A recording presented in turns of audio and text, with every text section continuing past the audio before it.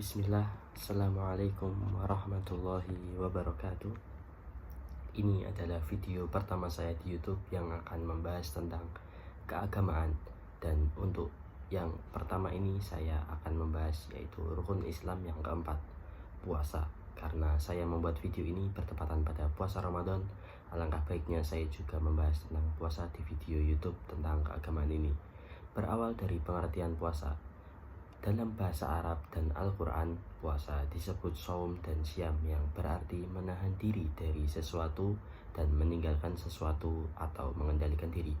Pengertian puasa secara istilah juga sudah banyak dikemukakan oleh para ahli, diantaranya menurut Abi Abdillah Muhammad bin Qasim al-Syafi'i, puasa menurut syara' adalah menahan diri dari segala sesuatu yang dapat membatalkannya, seperti keinginan untuk bersetubuh dan keinginan perut untuk makan semata-mata karena taat dan patuh kepada Allah Subhanahu wa Ta'ala dengan niat yang telah ditentukan, seperti niat puasa Ramadan, puasa kifarat, atau puasa nazar pada waktu siang hari mulai dari terbitnya fajar sampai terbenamnya matahari, sehingga puasanya dapat diterima kecuali pada hari raya, hari-hari tasyrik, dan dilakukan oleh seorang yang berakal, suci dari haid dan nifas, serta tidak ayan dan mabuk pada siang hari.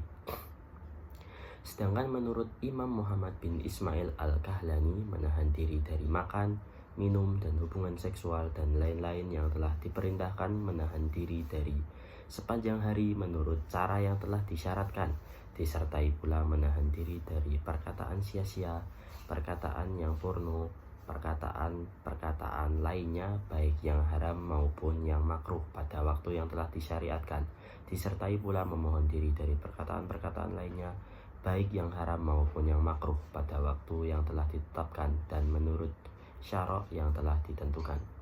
Dari pengertian para ahli yang telah saya jelaskan tadi, dapat ditarik kesimpulan dari pengertian puasa secara istilah adalah suatu ibadah kepada Allah Subhanahu wa Ta'ala yang memiliki syarat dan rukun tertentu dengan jalan menahan diri dari segala keinginan, syahwat, perut, dan dari segala sesuatu yang masuk ke dalam kerongkongan, baik berupa makanan, minuman, obat, dan semacamnya, sejak terbit fajar hingga terbenamnya matahari, yang dilakukan oleh muslim yang berakal, tidak haid dan tidak bulan nifas, yang dilakukan dengan yakin dan disertai niat.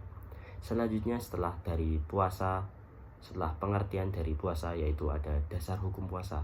Allah Subhanahu wa Ta'ala memerintahkan hambanya untuk beribadah kepadanya, khususnya pada bulan Ramadan. Allah Subhanahu wa Ta'ala mewajibkan umatnya yang beriman untuk menjalankan ibadah puasa, sebagaimana dalam firman Allah Subhanahu wa Ta'ala surat Al-Baqarah ayat 183 yang berbunyi, A'udzubillahi minasyaitonirrajim, Bismillahirrahmanirrahim. Ya ayyuhalladzina amanu kutiba alaikumus siyamu kama kutiba alal ladzina min qablikum la'allakum tattaqun. Artinya, hai orang-orang yang beriman, diwajibkan atas kamu berpuasa sebagaimana diwajibkan atas orang-orang sebelum kamu agar kamu bertakwa. Pada awal ayat dipergunakan kata-kata panggilan kepada orang yang beriman. Tentu hal ini mempunyai maksud yang terkandung di dalamnya, karena puasa itu bukan suatu ibadah yang ringan, yaitu harus menahan makan, minum, bersenggama, dan keinginan-keinginan lainnya. Sudah tentu yang dapat melaksanakan ibadah tersebut hanyalah orang-orang yang beriman saja.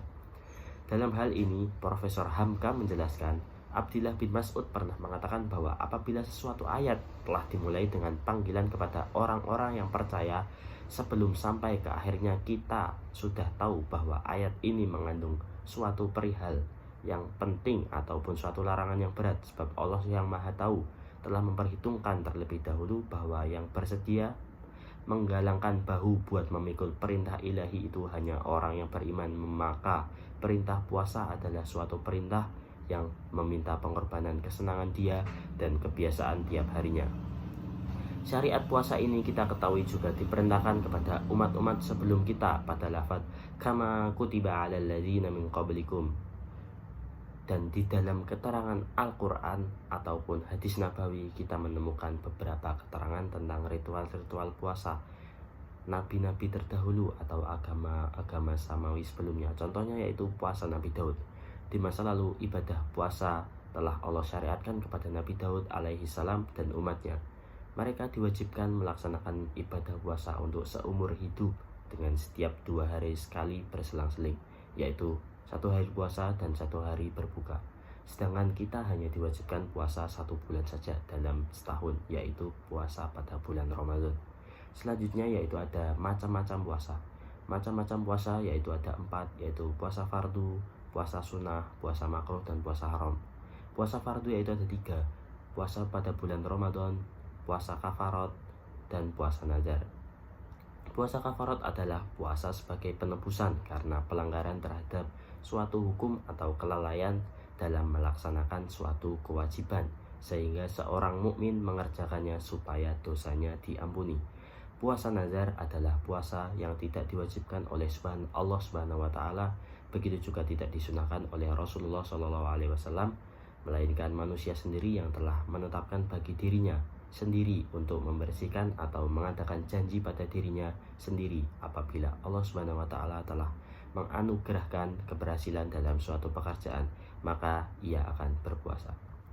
Macam puasa sunnah yaitu ada puasa 6 hari di bulan Syawal, puasa pada tanggal 13, 14, 15 tiap bulan atau biasa disebut dengan puasa Ayyamul Bid, puasa hari Senin Kamis, puasa hari Arafah yaitu pada tanggal 9 Zulhijjah, puasa pada tanggal 9 dan 10 Muharram, puasa Nabi Daud, dan yang terakhir puasa bulan Rajab, Sya'ban, dan pada bulan-bulan suci lainnya. Macam-macam puasa makruh yaitu ada 2, puasa pada hari Jumat tersendiri, yaitu kita mengkhususkan puasa pada hari Jumat saja dan tidak puasa pada hari lainnya, yaitu hukumnya makruh.